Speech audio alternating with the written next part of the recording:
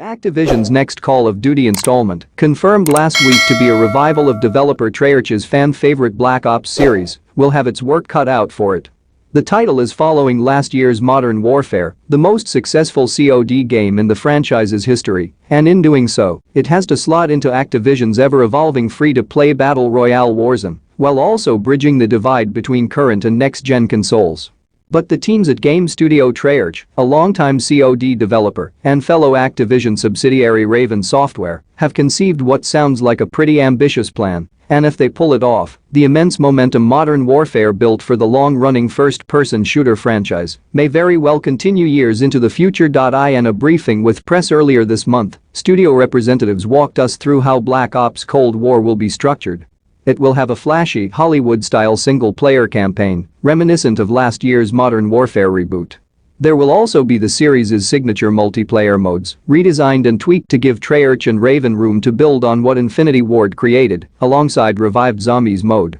And all of it will be connected through Warzone, which will live on for existing COD players and link together with those that pick up Black Ops Cold War, regardless of what platform they decide to play it on. Black Ops Cold War is set to launch on November 13 for current-gen devices, Activision is announcing today, with confirmed versions for PlayStation 5 and Xbox Series X coming holiday 2020. The company is also selling a $69.99 cross-gen bundle, $10 more than the standard version, with access to a version of the game on PS4, PS5, and Xbox One, Xbox Series X. Much like how last year's Modern Warfare reboot revived iconic characters from Infinity Ward's popular COD trilogy like Captain John Price, Black Ops Cold War will do the same with characters Alex Woods, Frank Mason and Jason Hudson, all central players in the original Black Ops that first released in 2010. This time around, however, the game will feature real historical figures including President Ronald Reagan in cutscenes and other narrative worldbuilding.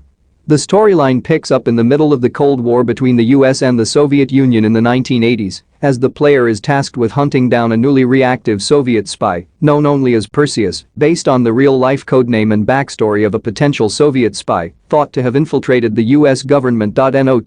much is yet known about Black Ops Cold War's various multiplayer changes, but Activision did confirm a number of details regarding how progression and cross-platform play will work. For one, the game will feature cross-play not just across platforms as last year's installment first introduced, but across generations, too. That means players on Xbox One should be able to play with those on PS5, and players on Xbox Series X should be able to play with those on PS4, as well as all the other various combinations involved.